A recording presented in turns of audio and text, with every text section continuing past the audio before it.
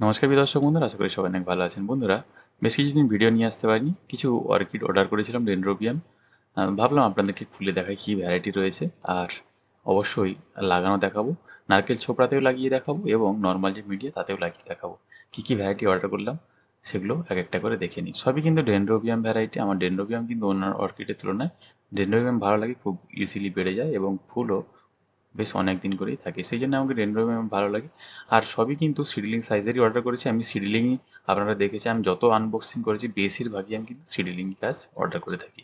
ছোট থেকে বড় করে ফুল পাওয়ার কিন্তু মজাই আলাদা। তো যারা আমার চ্যানেলে নতুন, অবশ্যই এই চ্যানেল সাবস্ক্রাইব করে পাশে থাকবেন। সবার প্রথমে যে অর্কিডটি দেখে আমার ভয় লেগে গেছে। আসলে এটা অর্কিড নয়, এটা কোনো ফার্ম জাতীয় গাছ। কিন্তু এটা কেন দিয়েছে আমার মাথায় ঢোকেনি। কোনো ট্যাগ বা অন্য কিছুই নেই। কিছু তো একটা সমস্যা হয়েছে এর মধ্যে। যদি কম থেকে থাকে তো অবশ্যই সেই জন্য ভিডিও অবশ্যই বানিয়ে রাখা দরকার। যদি কখনো কখনো আনবক্সিংয়ের সময় অন্যান্য গাছ বা ড্যামেজ গাছ চলে আসে, সেগুলো কিন্তু ওরা আবার রিফান্ড করে দেয়। প্রথমেরটা ডেনড্রোবিয়াম একাপোল প্লাস। এই ফুলটিও কিন্তু খুব সুন্দর দেখতে। পরের ভ্যারাইটিটি চ্যানচাও এক্স কোরাল, এরকমই একটি নাম। তো আর পরেরটি খুলে দেখছি। গাছগুলো কিন্তু সিডলিং হলেও হেলদি বেশি রয়েছে। ও, হেলদি বলতে বলতে একটা খারাপ গাছ কিন্তু বেরিয়ে পড়েছে। এর এই কেনটা নষ্ট হয়ে গেছে, যেটা বোঝাই যাচ্ছে। এগুলোকে অবশ্যই কেটে ফেলে দেওয়া উচিত। এই পাতাগুলো পচে গেছে, দেখতেই পাচ্ছেন। এগুলোকে কেটে ফেলে দেবেন। এগুলো ফাঙ্গাসজনিত কারণেই কিন্তু সাধারণত হয়ে থাকে। পরেরটা ডেনড্রোবিয়াম রোজ বিউটি। আমার ব্লুটা আছে, রেডটা থাকেনি, সেই জন্য রেডটা অর্ডার করলাম। আর এটা হচ্ছে ডেনড্রোবিয়ামের বুরানা সানশাইন বলে যেটা। নেক্সট যেটা দেখে নেবো সেটা হচ্ছে ডেনড্রোবিয়াম কারল। এটাও খুব সুন্দর দেখতে ফুলটি। আর এটা র্যাবিট রেড।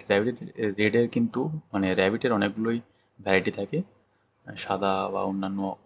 পরের ভ্যারাইটি থং ডিয়াং। এই ফুলটাও কিন্তু দেখতে খুব সুন্দর। এর পরের ভ্যারাইটি সেটা হচ্ছে পার্পেল গ্রিন থ্রি লিফ। এটা কিন্তু খুব সুন্দর। তো বন্ধুরা, গাছগুলো রিসিভ করেছি, দেখে নিয়েছিলে। কিছুক্ষণ ছিল গাছগুলো, তারপর আমরা এটা কি করবো সেটা দেখে নিই। বন্ধুরা, একটা পাত্রে নিয়ে নিয়েছি জল, পরিষ্কার জল, আর নিয়ে নিয়েছি ফাঙ্গিসাইড। ফাঙ্গিসাইডটা আমরা কেন দেবো?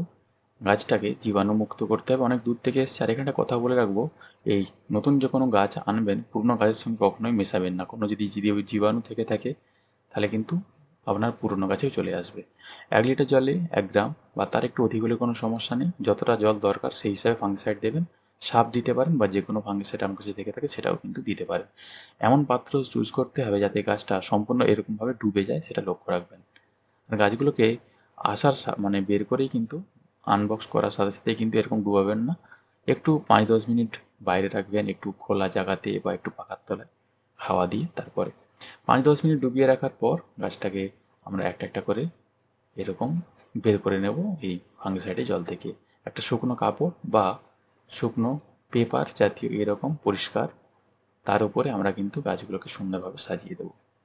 দেখতে পাচ্ছেন এইটা পচাটা গাছটা বেরিয়েছিল। এগুলোকে অবশ্যই কিন্তু আমাদেরকে ফেলে দিতে হবে, এই পাতাগুলোকে কেটে বা গোড়াটার দিকে কেটে দিতে হবে।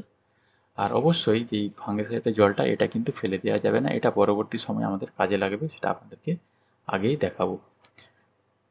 যারা বন্ধুরা আমার চ্যানেলে নতুন, অবশ্যই কিন্তু সাবস্ক্রাইব করে পাশে থাকবেন। বন্ধুরা, এই গাছগুলো একটু পাখা চালিয়ে একটু শুকনো করে নিলে ভালো হয়।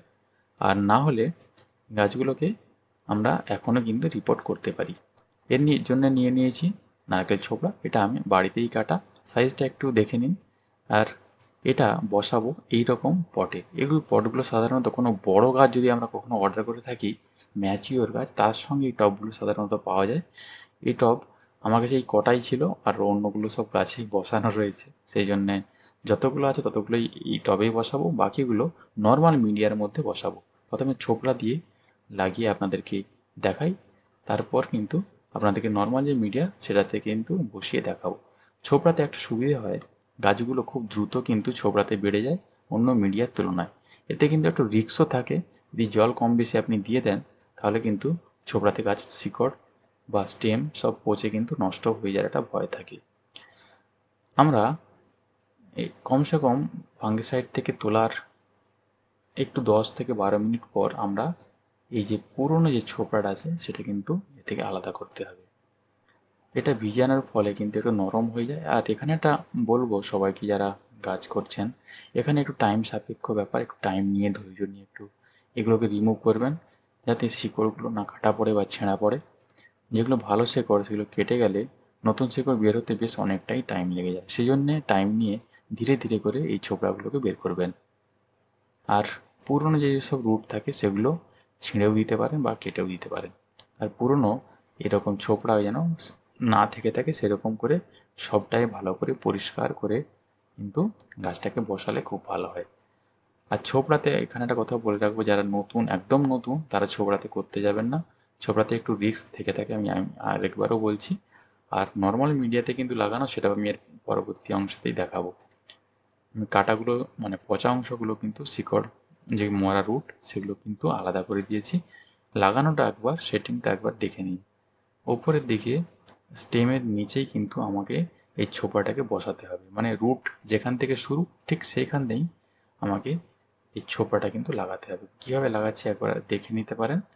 আর একটু শক্ত বা মোটা ছোবড়াই কিন্তু ব্যবহার করতে হবে। এই দেখুন, সুন্দর করে এইভাবে বসিয়ে নেবেন। বন্ধুরা, আপনাদের কাছে যদি অসমকট থেকে থাকে, আমার কাছে এই কটি মাত্র পড়েছিল একটা গাছের পরিমাণ। একটা গাছে এরকম 8-10 দানা এই মাঝখানে আপনারা দিয়ে দিতে পারেন, দিয়ে এটাকে কিন্তু বসিয়ে দিতে পারেন। এই কটি আমার কাছে ছিল, নাহলে থাকলে আমি সবগুলো দিতাম, আর না থাকলেও কোনো সমস্যা নেই। এই একটা গাছের দেওয়ার মাপেই ছিল। যাই হোক, এইভাবে বসিয়ে দিয়ে এটাকে সুন্দর করে টাইট করে আমাদের এই পটে এটাকে ঢুকিয়ে দিতে হবে। নিচের দিকটাকে বেশ প্রেসার দিয়েই ঢুকাবেন, আর উপর দিকটা সমান রাখার চেষ্টা করবেন। দেখুন শিকড়গুলো ঢাকা পড়ে গেছে, আর উপরে স্টেমটা কিন্তু একটুও ঢাকা পড়েনি। এরকমভাবেই কিন্তু বসাতে হবে। এটা একটু হালকা তুলে দিলে আরও বেটার হয়। হ্যাঁ, একদম এটা কিন্তু পারফেক্ট হয়েছে। দেখুন এবার এই পটের মধ্যে আমরা এটাকে একদম সুন্দর করে প্রেসার দিয়ে একদম এটাকে ঢুকিয়ে দেবো। এখন এটাকে কিন্তু একটু প্রেসার দিয়ে ঢুকাতে হবে, কেননা এটা মাস দুয়েক পর যখন জল এটা খাবে, জল খাবার সার খাবে, এটা নারকেল ছোবড়াগুলো কিন্তু আস্তে আস্তে যখন একটু মানে নরম হতে শুরু করবে তখন কিন্তু এটা ঢিলে হয়ে যেতে পারে। তো এখন সেই জন্য একটু টাইট দিয়েই কিন্তু এটা বসাতে হবে। এই দেখুন, আমি যেভাবে প্রেসার দিয়ে দিয়েই কিন্তু এটাকে বসাচ্ছি। এটা অনেকটাই প্রেসার লাগে বসাতে। এই দেখুন সুন্দরভাবে কিন্তু কাজটা দাঁড়িয়ে গেছে, একদম পারফেক্ট। গাছটা মিডিয়ার মধ্যে যত শক্তভাবে সেঁটে যেতে পারবে, দাঁড়িয়ে যেতে পারবে, একটু যদি না লড়ে, তাহলে কিন্তু এটার থেকে খুব দ্রুত রুট এসে নতুন মিডিয়াতে সেট হয়ে যেতে পারবে। এটা যে কোনো মিডিয়ার ক্ষেত্রেই হবে। অবশ্যই মিডিয়াতে যদি গাছটা ঠিকভাবে জয়েন্ট না হয়, সেট না হয়, যদি গাছটা লড়ে মিডিয়ার সাথে, তাহলে কিন্তু রুট ধরতে অনেকটাই টাইম লাগে। এটা কিন্তু যে কোনো মিডিয়ার ক্ষেত্রেই কিন্তু আমি বলছি, শুধু নারকেল ছোবড়ায় তা কিন্তু না। দেখুন এরপরে আমি নর্মাল মিডিয়াতে লাগাবো। একটু নিয়েছি চারকোল, ঝামা, ইটের টুকরো, কাঠকয়লা, এগুলো নিয়েছি। নিচের দিকে একটা ছোট একটা নারকেলের ছোবড়া একটা নিচের দিকে দিয়ে দেবো, কেননা এটা কিছুটা হলেও এই জল কিন্তু ধরে রাখতে পারে। আর এখানে একটা বাঁশের কাঠি ব্যবহার করব আমি। এটা আগেও আপনাদেরকে একবার দুবার দেখিয়েছি আমি। এটা থাকলে কিন্তু গাছটা লড়বে কম, এবং গাছটা হাওয়া বাতাসেও দুলবেও কম। তাহলে তাড়াতাড়ি কিন্তু গাছটা দাঁড়িয়েও যেতে পারবে, মানে এখনও দাঁড়িয়ে যাবে, এবং রুটটাও তাড়াতাড়ি কিন্তু চলে আসবে। দেখুন একদম মাপ করে নিয়েছি, টবের মাপ অনুযায়ী গাছটাকে বসাবেন।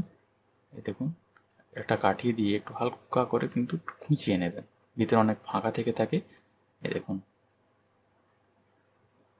অনেকে লাগানোর সময় একটা জিনিস ভুল করে, এই স্টেমকেও ঢাকা দিয়ে ফেলে। শিকড় তো ঢাকা পড়েই পড়ে, স্টেমও ঢাকা পড়ে যায়। আর যে ফাঙ্গিসাইড জলটা আমি রেখেছিলাম, ওই ফাঙ্গিসাইড জলটা এবার বোতলে ভরে সুন্দর করে গাছগুলোতে স্প্রে করে দেবো। এটাও হতে পারে আপনার হয়তো দু একটা গাছ আপনি ফাঙ্গিসাইডটা কম গুলিয়েছেন, কিন্তু এই গাছটাকে লাগানোর পর গাছটা যখন রেডি হয়ে যাবে, অবশ্যই ভালো করে ভিজিয়ে নিতে হবে। এর কারণ কি, এর মধ্যে এই মিডিয়ার মধ্যে জীবাণু বা ব্যাকটেরিয়া থেকেই থাকে বেশিরভাগ সময়। সেগুলো শেকড়ে এফেক্ট করে, পাতাতে এফেক্ট করে, ধীরে ধীরে গাছটা হলুদ টলুদ হয়ে পচে গিয়ে নষ্ট হয়ে যায়। তো প্রথমে কিপটামিটা করা যাবে না, একদম ভালো করে পর্যাপ্ত পরিমাণে ফাঙ্গিসাইড দিয়ে এরকম করে ডিপ করে দিতে পারেন মিডিয়াটাকে, যে কোনো মিডিয়াই হোক, এরকম করে 2-4 মিনিট ডিপ করে তারপরে সুন্দর হাওয়া বাতাস জায়গায়, খোলা জায়গায় কিন্তু রাখতে পারেন, এতে সুন্দর গাছ হবে আশা রাখি। তো বন্ধুরা, আজকে এই পর্যন্ত, দেখা হবে পরবর্তী ভিডিওতে। ভিডিও যদি একটু ভালো লেগে থাকে অবশ্যই চ্যানেল সাবস্ক্রাইব করে পাশে থাকবেন। নমস্কার, সবাই ভালো থাকবেন।